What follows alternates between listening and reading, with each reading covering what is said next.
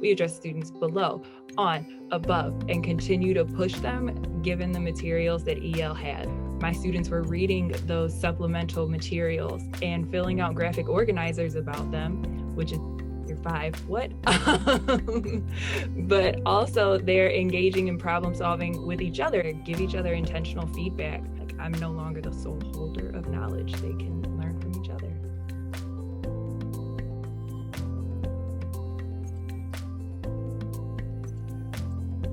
In the classroom, it's magical.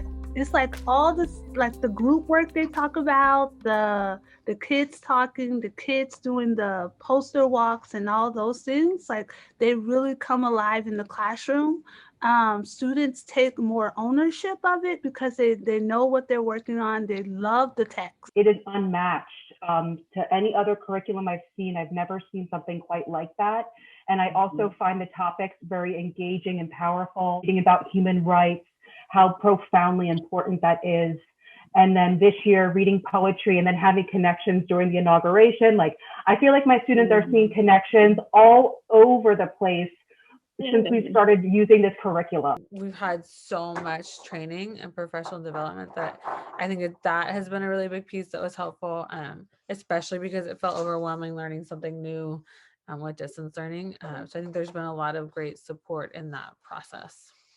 I think this curriculum has provided the most superior tasks I've ever seen. Like, my third graders wrote a full essay in the first module, and like the pride they had at the end of that, I was very nervous. I was like, we're on the computer. I've never met you in person. We're going to write an essay? Like, okay. But they showed up. EL curriculum like scaffolded it so nicely that it really just all kind of came together.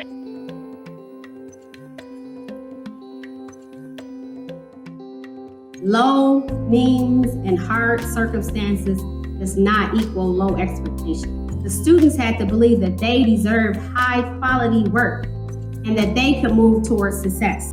EL education is a curriculum that pushes students and teachers to reach goals far beyond what they can even imagine. A rigorous and rich curriculum where they can see themselves in the story.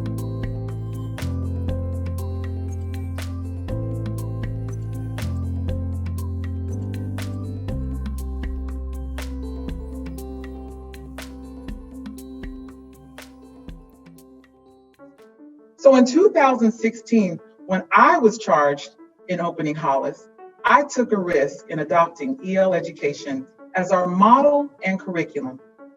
This was my chance to give students the kind of high quality curriculum that I had to travel across town to receive. I told my students in 2016 that there were people that said that they could not do this curriculum. And they said it was too hard for them. You know what my kids did? They buckled down and began tackling that challenge, because there is nothing more powerful than a child who believes in themselves.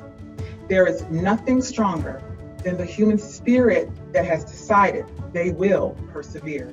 After 3 years, the students who were part of the lowest performing school in the district and on the state's list of failing schools made tremendous gains, moving the school off the list.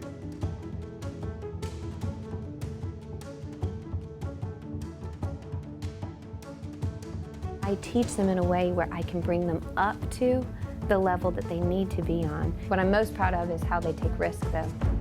My English language learners are not afraid to make mistakes with language now, because they recognize that mistakes are a part of how we learn and a part of the process of sorting out language. It's promoted equity in our school. Just because you may be from a home language that's other than English doesn't mean that you can't teach and help and support someone else whose home language is English.